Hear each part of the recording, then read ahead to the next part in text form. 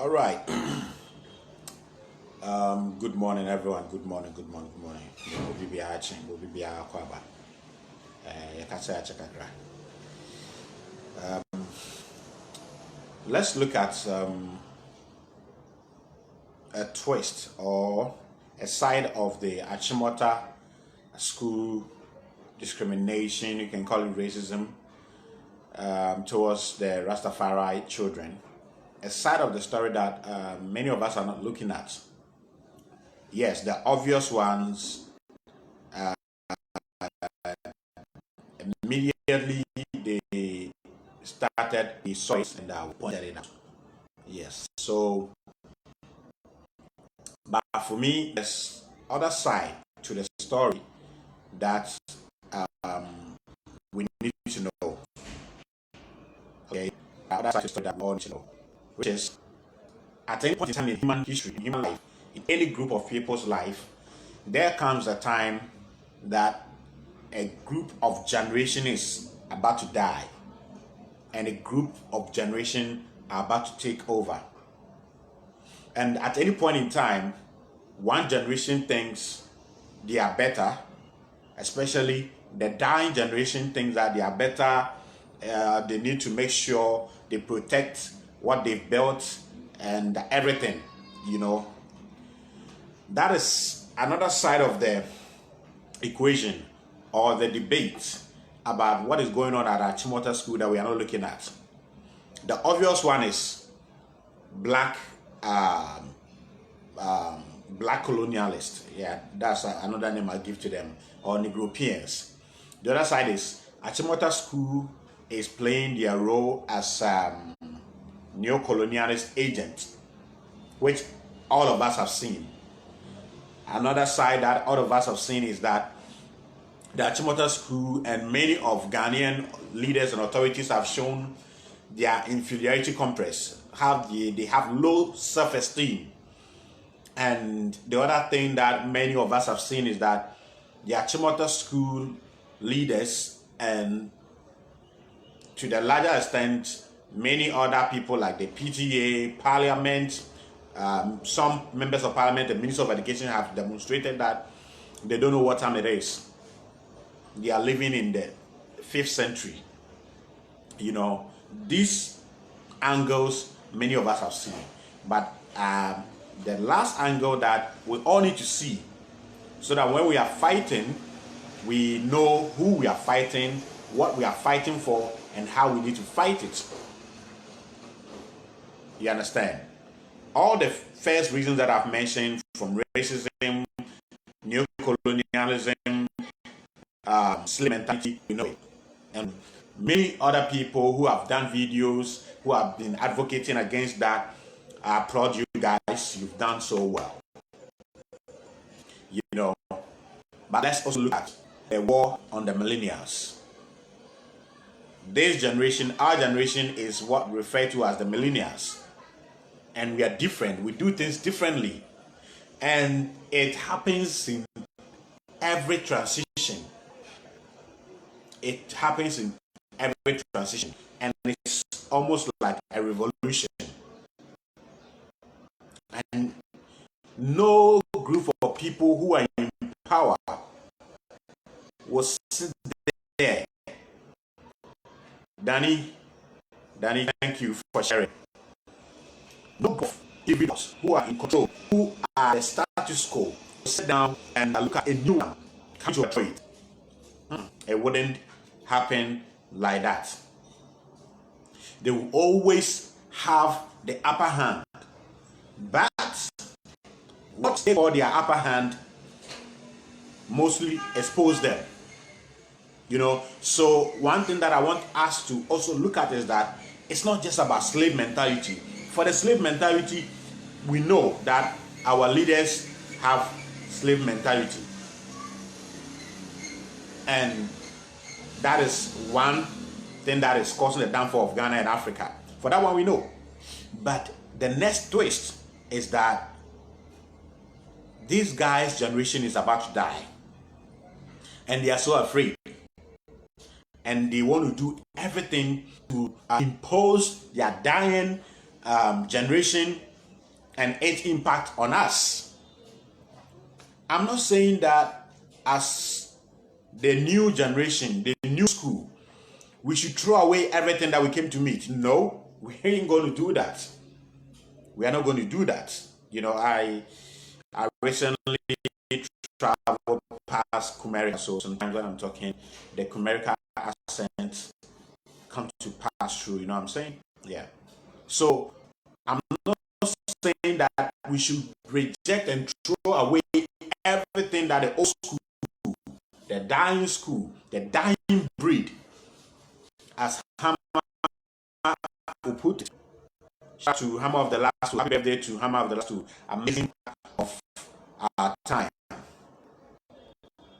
And they keep short because soon my energy will drain down. Today is my 10 day of my 10 days food fasting, raw food fasting. At the end side of the video, I'll tell you the amazing result that I've got on the third day. Yeah. So I'm not saying that we throw away everything that we have to meet, everything that has to do with the old system. No, there are a lot of them that we need. As a matter of fact, they are the foundation without which our new way of doing things and our new life has no basis. But there are some essentials, some fundamentals of our dying breed, our dying generations, our forefathers. That, not even our forefathers, these current people who need to die for us to take over. You know, I'm saying need to die because some of our ministers and MPs, the Nagrat president has come out with some utterances that the only thing that you pray for is that they get to their 73 years and die and go. Yes, I don't wish that for them. I want them to live healthy, and then see the change we are bringing.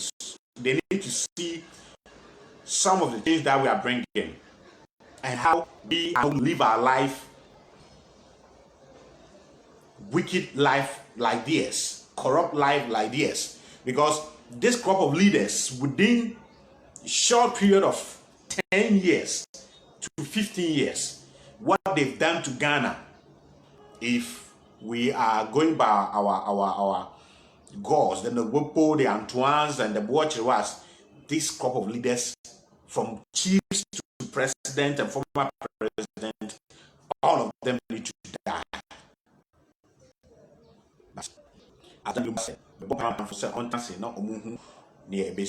So we pray they live to pass their 70, 73, so that they will see we that they are suppressing the changes that we will bring in our lifetime and in their lifetime before they die.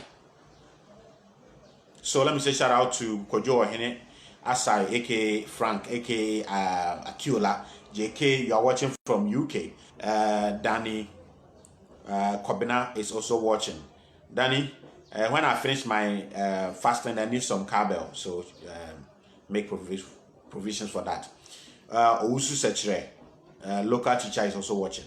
So it's not just about the Achimota school being aristocratic movement, neo-colonialist institution, or slave mentality institution. It's beyond that. It's the war between generations. Those who are in the helms of affairs now, trying to dictate the pace, trying to deny students access to education based on their hairstyle and all of that. They are a crop of generations. There are about 2 generations combined who are controlling things, and they are afraid of what we are bringing. Of course, they need to. Yes, they need to be cautious. They need to be afraid, so that some things that are fundamentals to our life as black people, as Ghanaians, we don't throw them away. Oh, DJ Fuad, just feel free and say la. They are wicked. You know, but at any time, in any part of the world, in Europe, in America, everywhere, people who are in helms of affairs don't want to give in easily like that. They think everything they have, everything they are giving to the coming generation is holy gospel, which is not the truth, which is a lie. Please, those of you watching, tell me about the sound. Tell me about the sound. If the sound is okay, tell me. Okay? So, we need to see from that angle. Therefore, what do we need to do? We, the coming generation, we need to learn how to live a lifestyle, put up a behavior that will assure this dying breed that they are not the repository of knowledge and wisdom and management. We can also manage our own affairs. As Kwame Nkrumah said, if the black man is given the opportunity or the chance, he would demonstrate that he, the black man, can manage his own affairs. You know, sometimes we, the youths of Africa, have also given to wicked and misleading, useless leaders to be the chest that we are nothing. We have given them the opportunity to think that we cannot manage our own affairs. JQ Hammer, thank you. It says the sound is okay. We, the youth, sometimes have also given the old folks the idea that we cannot manage our own affairs. Let me tell you something.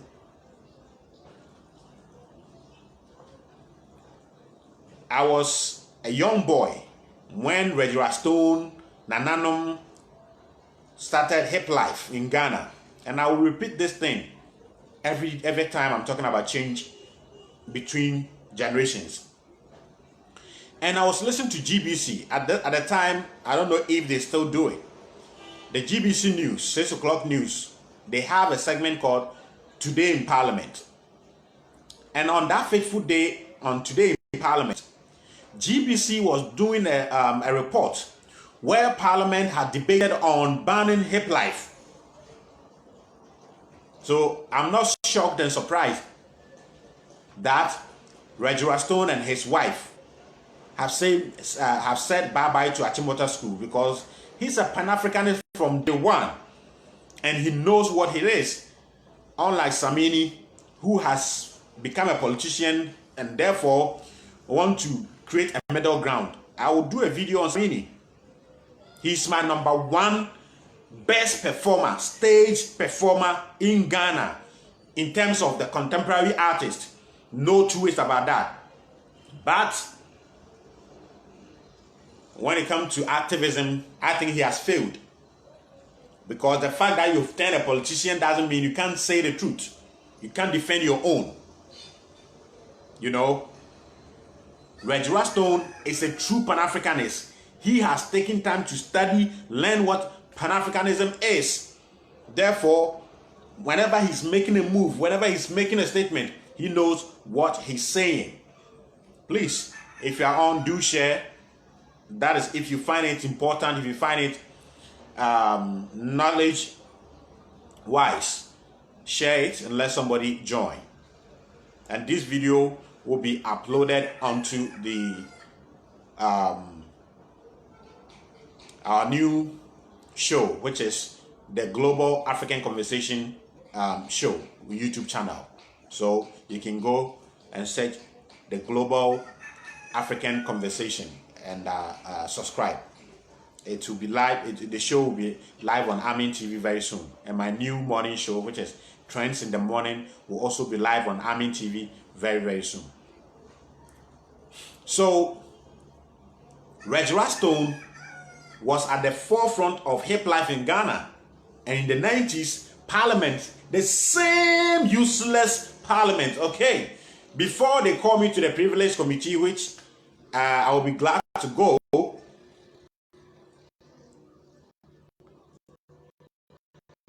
I use the word useless with the definition of the word useless. What is the meaning of useless? Useless is anything that is not of use to you, that is not serving a purpose to you. So when I say useless, I'm not insulting one, but parliaments have been demonstrating that they are useless for a long time. And they know. The same useless parliament sat in parliament and debated on banning hip life in the 90s. I was a kid, I was a young boy. But because I love music and I was then DJing with cassette deck, I follow everything entertainment. And do you know one funny thing? Wherever Nadia Boy is and his father and her father, shout out to them. Anytime you're talking about Musica at the time, Nadia Boy's father was the president of Musica, and I always told myself, when I grow up, I want to be the president of Musica. I want to be like Alhaji Sidi Kubwari, you know. So Parliament in the 90s sat down and debated on whether to ban hip life or not. What was wrong with hip life? Something that has created millions of jobs for Ghanaian youth today. Parliament wanted to ban it. Why? They said hip life is going to corrupt our culture and our young people. So they were going to ban hip life. I'll do a documentary on this thing. So before they decide to ban it in Parliament, already the talks were going on media. Radio stations will not play many of hip life songs because they call it ruffian songs.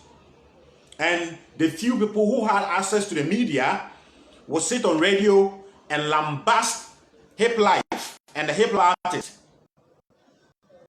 So what did the Ghanaian life do? They decided that in order not to present a fear factor for the old generation to suppress us, what do? They said we can't speak sensible things. With Kasahari, we talk too fast and we don't say anything sensible. So the then artists who were the A-list artists who were on their feet at the time devised a strategy, improvised. What did they do? What did Reggie and his people do? Why do you think we have names like Obrafo, Atiame, Abomofuo, and those typical Akan name? You know, in those days, from the 1990s, 97 when hip life started, up to the 2000s,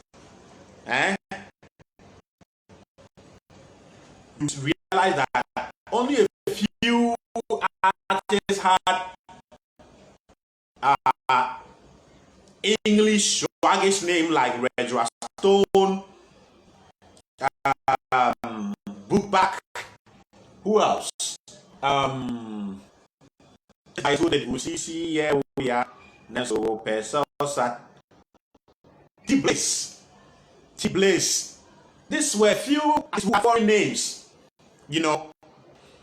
Even though hip life was coined from hip hop, so it makes sense if the artists were having foreign names or hip hop names. But when they realized that the gatekeepers were to use the fact that they are foreign, they are going to corrupt our culture against them, the new artists were Stones and those people picked local Akan cultural names like Abomofuo, Atiame, Adikanfuo, and all sort of local names. Yes. You can but we get you know what I'm saying? So they took these names, and not just the names, they also wrote songs. They featured the old high life artists on the hip life beats. So as though, for example, featured the late Dr. Pabobo, amazing artist, may his soul rest in power, with his song "Oh the Marriage Chichre," You remember that song? You know, J.K. Hamase Law Kenya. So they featured them and also sang songs that when you listen, you realize that they are telling you something. Reggie Stone, for instance, has one of my favorite. Me be biniba me to me as a standard. So Mrs. Sana, you subana manabasa in Tijai Casa. Mr. I change you are the one who changes your ways.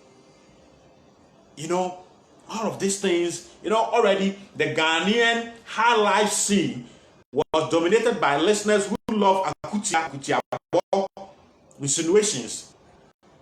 So, Omahi Pozo will come with a song called Greetings. Focus Nana appear free here. This week, may ye fasting, 10 days fasting, and then my 3rd day. Into no massacre I'm agreeing with everything. But anyway, you've also changed a little bit. You've said your second truth in 2021, which was amazing yesterday. And I commended you even though you gave it to me. But I don't care, you know. Nananchi, welcome. So when hip life pioneers like Reggie Stone, Nananum realized that the old folk, the gatekeepers, were going to use